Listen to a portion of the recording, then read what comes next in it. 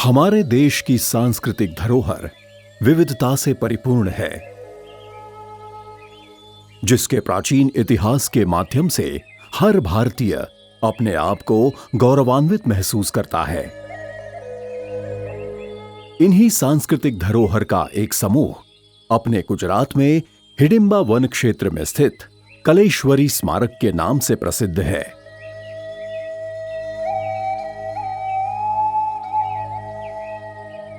इस परिसर में मंदिरों, वाव एवं अन्य स्थलों को मिलाकर कुल 9 स्मारक शामिल हैं।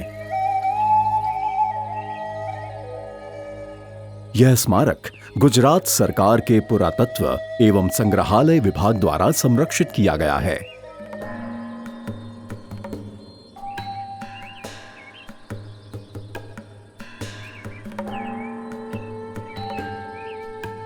यह प्राचीन स्थल अपने मनोरम्य प्राकृतिक सौंदर्य और अपनी शिल्पकला के माध्यम से पर्यटकों को आकर्षित करती रहती है।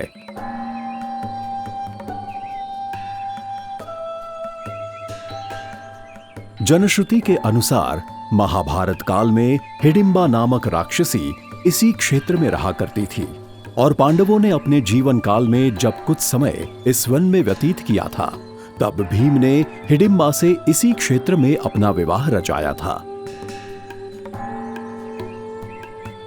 यह क्षेत्र हिडिंबा का निवास स्थान माने जाने के कारण आज भी हिडिंबा वन के नाम से प्रचलित है।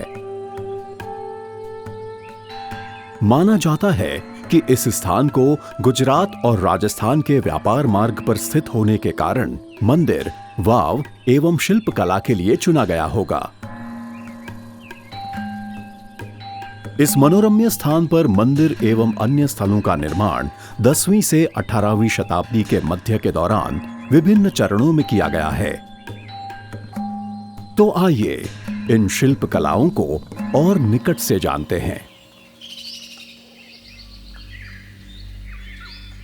कलेश्वरी परिसर में प्रवेश करते ही सबसे पहले सासू की वाव स्थित है।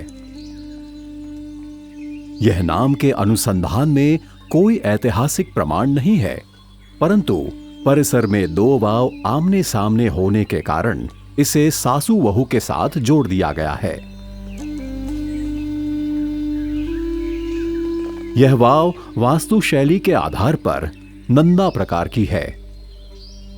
इसका द्वार उत्तर दिशा में होने के कारण इसे उत्तराभिमुख भी कहा जाता है। इस वाव की लंबाई लगभग 31 मीटर और चौड़ाई 6.5 मीटर है। 4 कूट वाली इस वाव के विभिन्न गौखों में लज्जा गौरी, नवग्रह पट्ट, दशावतार पट्ट, शेषशायी विष्णु और सप्त मातृका पट्ट आदि मूर्तियां अंकित हैं। शिल्प शैली के आधार पर ये मूर्तियां 14वीं से 15वीं शताब्दी में बनी प्रतीत होती हैं। सासू की वाव के सामने स्थित इस वाव को वहू की वाव के नाम से जाना जाता है। वहू की वाव का द्वार दक्षिण दिशा की ओर होने के कारण इसे दक्षिणाभिमुख भी कहा जाता है। इसकी लंबाई लगभग 34 मीटर और चौड़ाई 4 मीटर है। इस वाव के गौख में देवी प्रतिमा पट्ट और शेषशायी विष्णु पट्ट मौजूद है, जो कि शिल्पकला का बेजोड़ नमूना है। ऐसा प्रतीत होता है कि इसका निर्माण सास की वाव के कुछ समय बाद हुआ है। सासू की वाव की तुलना में यह वाव सरल और छोटी है। यहां से थोड़ा आगे जाते ही शिलालेख मंदिर स्थित है। इस मंदिर में स्थित शिलालेख के अनुसार संवत 1605 में लूणावाड़ा के युवराज मालो राणा द्वारा इसके जीर्णोद्धार की जानकारी मिलती है। इस शिलालेख के कारण इस मंदिर को शिलालेख मंदिर के नाम से जाना जाता है।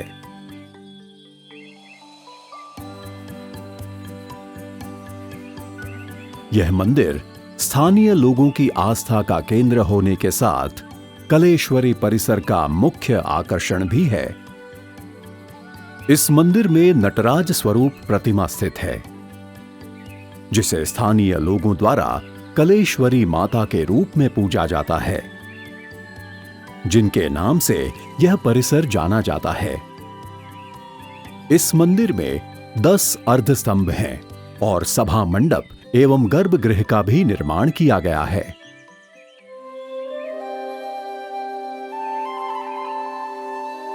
शिलालेख मंदिर के सामने एक प्राचीन मंदिर स्थित है, जो एक शिव मंदिर है, जिसपे गोल गुंबद होने के कारण स्थानीय लोगों द्वारा यह मंदिर गुंबद वाले मंदिर के नाम से जाना जाता है।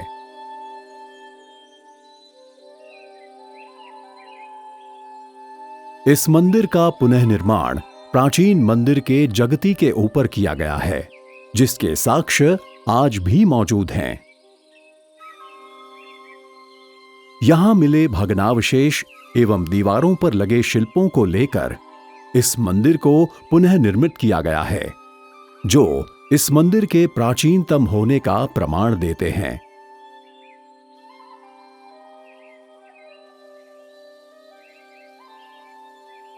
जलकुंड। बलुआ पत्थर से निर्मित इस वर्गाकार जलकुंड की लंबाई एवं चौड़ाई लगभग 28 मीटर है और इसका निर्माण 11वीं-12वीं शताब्दी का माना जाता है। प्राचीन समय में जल संग्रह के उद्देश्य से इस जलकुंड का निर्माण किया गया होगा। इस जलकुंड में बने गौख में विष्णु, शिव इत्यादि की मूर्तियों का अंकन किया गया है।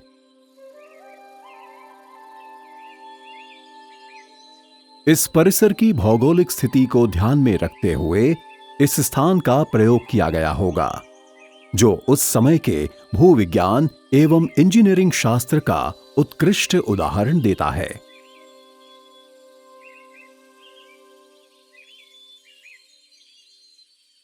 परिसर में फैले कुछ भग्नावशेष को गुजरात सरकार के पुरातत्व एवं संग्रहालय विभाग द्वारा एक स्थान पर एकत्रित करके प्रदर्शित किया गया है, जहां गणपति जी की अनोखी प्रतिमा, इंद्रदेव, यमदेव और विभिन्न अप्सराओं की मूर्तियां कालांतर में मूर्तिकला के श्रेष्ठ उदाहरण को प्रस्तुत करती हैं।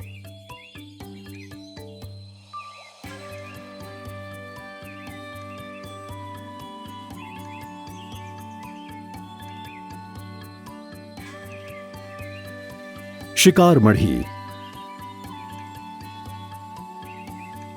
परिसर में उपलब्ध भग्नावशेषों का पुनः उपयोग कर इस शिकार मढ़ी का निर्माण 18वीं शताब्दी में लूणावाड़ा के राजा वखत सिंह जी द्वारा किया गया था।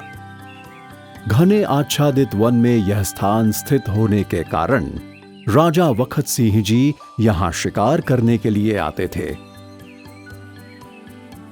शिकार मढ़ी की मूल संरचना वर्तमान स्वरूप से भिन्न रही होगी।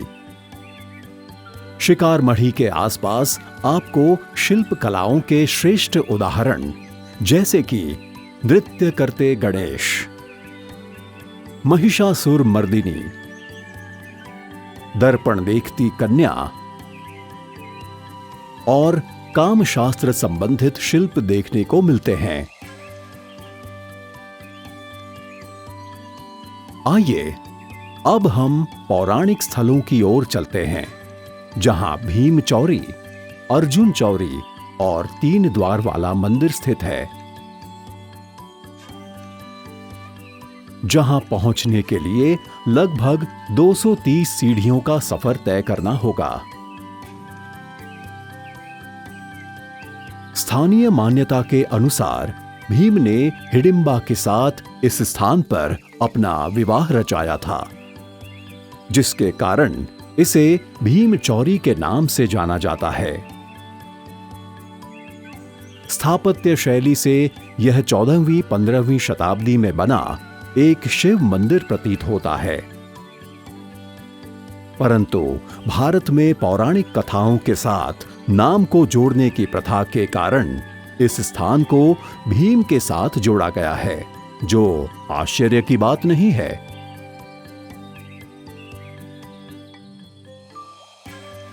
अपने नैसर्गिक सौंदर्य एवं रोमांच के कारण यह स्थान लोगों को अपनी ओर आकर्षित करता है।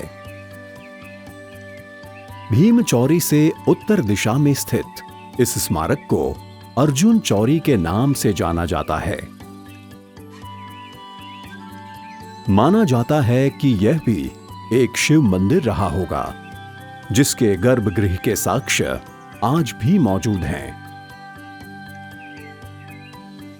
इसके द्वार शाख पे अंकित मूर्तियां मंदिर के प्रमुख देवता शिव को विभिन्न मुद्राओं में दर्शाती हैं।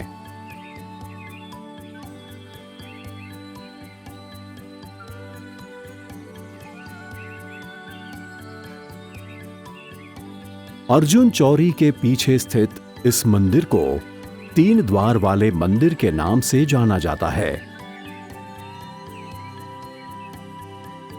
मंदिर के मध्य में स्थापित मूर्तियों के सिर्फ शेष भाग रूपी बचे चरणों को स्थानीय लोगों द्वारा भीम और हिडिंबा के चरणों के रूप में आज भी पूजा जाता है। मंदिर अपना मूल स्वरूप खो चुका है, परंतु आज भी पौराणिक गाथाओं को अपने भग्नावशेषों के माध्यम से जीवंत किए हुए है। गुजरात सरकार के पुरातत्व एवं संग्रहालय विभाग द्वारा इस परिसर को संरक्षित करने का काम आने वाली पीढ़ियों के लिए इस धरोहर को संजो के रखने का निरंतर प्रयास है। तो यह थी हमारे महाभारत काल के पांडवों के किरदारों से जुड़ी कलेश्वरी परिसर, जो गुजरात राज्य के महिसागर जिले के लवाना गांव में स्थित है। इस स्थल पर यात्रा करने के लिए आप राज्य परिवहन बस सेवा द्वारा जिला मुख्यालय गोधरा और तालुका मुख्यालय लूणावाड़ा से पहुंच सकते हैं। अपनी सामान्य दिनचर्या से एक दिन निकालकर इस जगह को एक बार करीब से जरूर देखें। यहां की कलापूर्ण धरोहर आपको मोहित कर देगी।